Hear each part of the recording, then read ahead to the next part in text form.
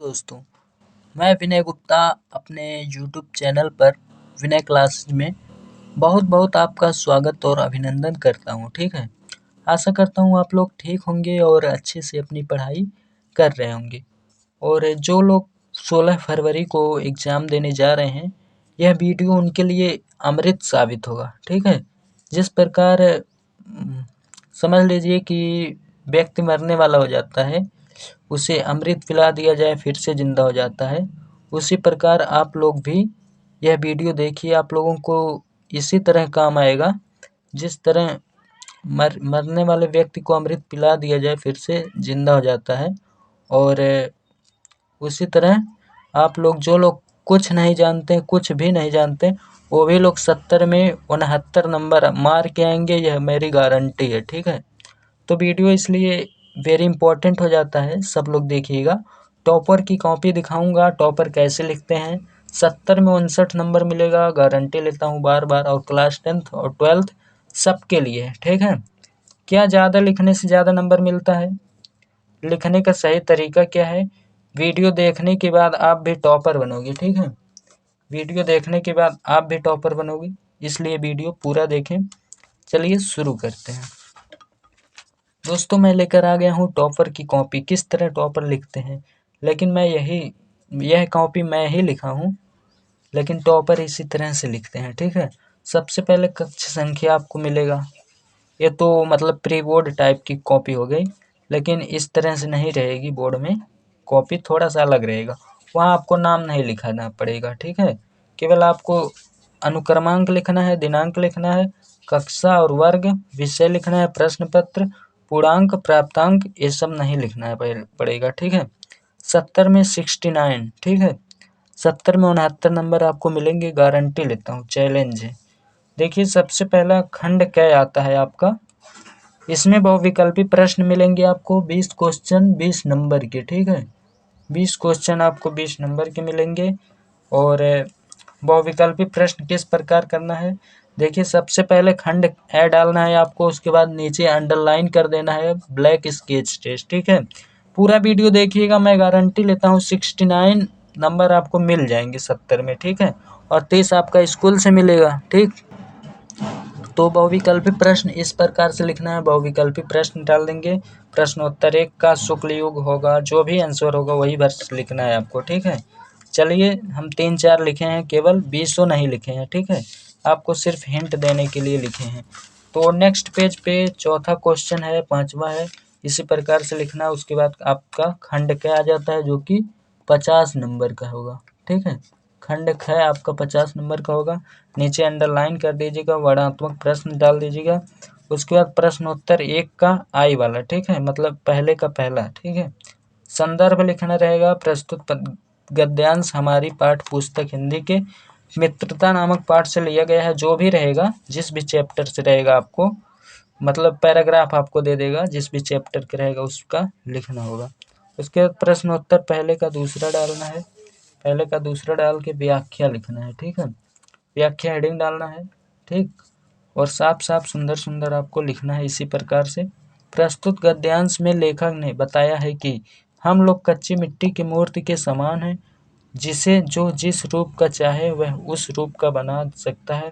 अर्थात हमें ऐसे लोगों का साथ नहीं करना चाहिए जिनकी बातों का विरोध किए बिना ही हम मान लेते हैं। ठीक है, उसके बाद एक नहीं 2 लाइन आपको छोड़ देना है, ताकि टीचर जो है चेक करे, उसे भी अच्छा लगे। ठीक है, उसके बाद प्रश्नोत्तर आपका पहले का तीसरा डालना है। ठीक, अभी प्रश्नोत्तर पहला ही चल रहा है।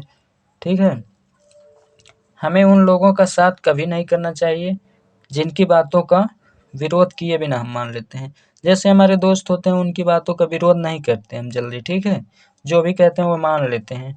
वीडियो ज़्यादा लंबा हो जाएगा, इसलिए मैं सिर्फ आपको हिंट देना चाहता हूँ, ताकि आप बोर्ड में 69 नंबर ला सकें 70 में। ठीक है, 70 में 69 नंबर ला सकें, और 30 स्कूल से मिल जाएगा, 100 हो जाएगा आपका 99। ठीक है, प्रश्नोत्तर दूसरा, गद्यांश की तरह पद्यांश भी लिखना है। जिस प्रकार हमने बताया आपको संदर्भ प्रसंग, देखिए संदर्भ बताया, उसके बाद आपको क्या बताया, व्याख्या बताया, लेकिन आपको पद्यांश में संदर्भ प्रसंग प्रसंग भी लिखना है उसमें। ठीक है, और देखिए प्रश्नोत्तर तीसरा जो है गद्यांश का जो आएगा वो पहला रहेगा, और जो पद्यांश का रहेगा तीसरा प्रश्न दूसरा प्रश्न रहेगा, और जो प्रश्न तीसरा है यह ए वाला है संस्कृत का। ठीक है, तो संस्कृत में आपको पैराग्राफ दिया रहेगा, तो पैराग्राफ का पहला और लास्ट वाला लाइन आपको लिख लेना है। ठीक है, उसके बाद संदर्भ हेडिंग डालना है। प्रस्तुत गद्यांश हमारी पाठ पुस्तक हिंदी के वाराणसी नामक पाठ से अवतरित है। बस केवल इतना करना है। उसके बाद अनुवाद क्या करना है। अनुवाद में हमने अनुवाद जो दिया था ऐसा नगरी वाला, यह नगरी भारतीय संस्कृत और संस्कृत का केंद्र स्थल है। यहीं से संस्कृत साहित्य और संस्कृत का प्रकाश सभी जगह फैला है। मुगल युवराज दारा सिकोह ने यहाँ पर आकर के भारतीय दर्शन शास्त्र का अध्ययन किया। वह उस ज्ञान से इतना प्रभावित हुआ, ठीक है, जिस ज्ञान का अध्ययन किया था उससे इतना प्रभावित हुआ कि उसने संस्कृत उपनिषद का अनुवाद फारसी भाषा में करा दिया। बताओ, ठीक है। और प्रश्नोत्तर चौथा आपको क्या करना रहेगा।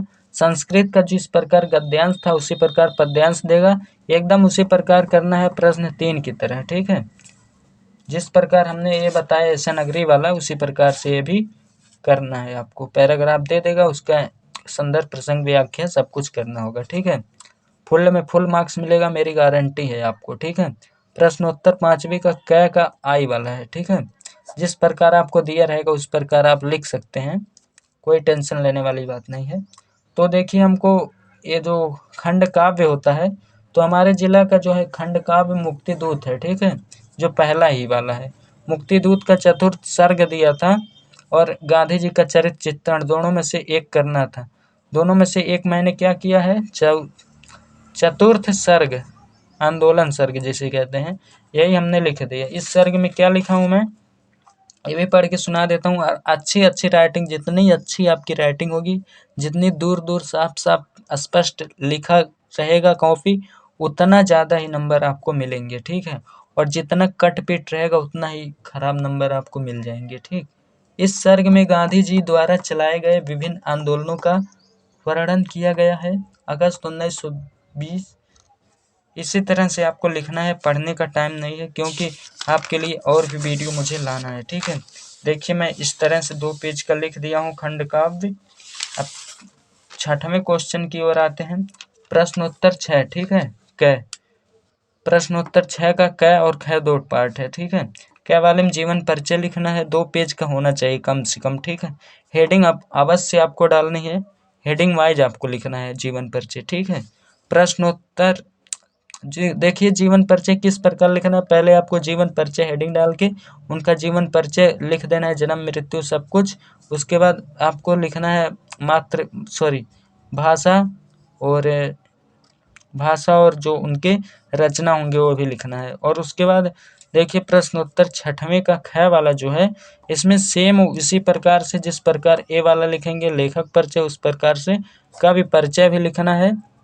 ठीक है, उसके बाद प्रश्नोत्तर 7 पे आ जाते हैं। तो इसमें आपको दिया रहेगा पोयम, मतलब श्लोक लिखने का संस्कृत का। ठीक है, जो उस पेपर में ना आया हो।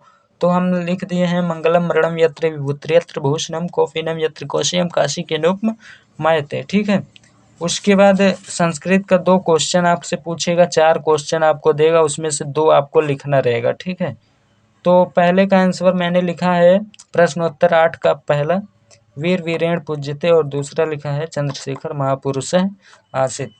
और 9वां क्वेश्चन और लास्ट वाला क्वेश्चन आपका क्या है, निबंध लिखना है, जो कि आपको 9 नंबर का मिलेगा। बहुत इंपॉर्टेंट है, याद करके जाइएगा। प्रश्नावली हेडिंग डालेंगे, बेरोजगारी की समस्या हमारे देश में एक प्रमुख समस्या है, बेरोजगारी पे मैंने लिखा है। इसमें भी आपको 4 ऑप्शन मिलेंगे, एक लिखना रहेगा। ठीक है, बेरोजगारी पे मैंने लिख दिया है। और बेरोजगारी पे क्या क्या लिखा है, आजकल पढ़े लिखे युवक भी बेरोजगारी के कारण परेशान है। मैंने तो सिर्फ हिंट देने के लिए आपको लिखा है, लेकिन आपको कम से कम 2-2.5 पेज का जितना ज़्यादा आप लिख सकें उतना लिखना है। ठीक है, साथ ही आपको मैं सब कुछ टिप्स बताऊंगा लास्ट में वीडियो के, कि क्या क्या आपको और करना है जिससे नंबर ज़्यादा मिल सके। ठीक है, तो वीडियो पूरा देखते रहिए, थोड़ा 1 से 2 मिनट का और वीडियो है। और देखिए, ये सब लिख लीजिएगा, कम से कम 2.5 पेज का निबंध आपका होना चाहिए, क्योंकि 9 मार्क्स का आपका निबंध है, ठीक है। बेरोजगारी का अर्थ लिख सकते हैं। सबसे पहली हेडिंग प्रस्तावना रहेगी, उसके बाद कोई भी हेडिंग बना के लास्ट में आपको क्या लिखना है, उपसंहार लिखना है। तो मैंने क्या क्या हेडिंग बनाई है। दूसरा हेडिंग बेरोजगारी का अर्थ, यह समझा दीजिएगा कि बेरोजगारी ऐसी स्थिति को कहते हैं जब कोई योग्य व्यक्ति कार्य करने के लिए इच्छुक हो पर उसे काम न मिले। बेरोजगारी एक प्रमुख समस्या लिख दीजिएगा। बेरोजगारी एक अभिशाप लिख दीजिएगा। बेरोजगारी के कारण निम्नलिखित है। जनसंख्या में वृद्धि, इसे उप हेडिंग लिखेंगे, ठीक है।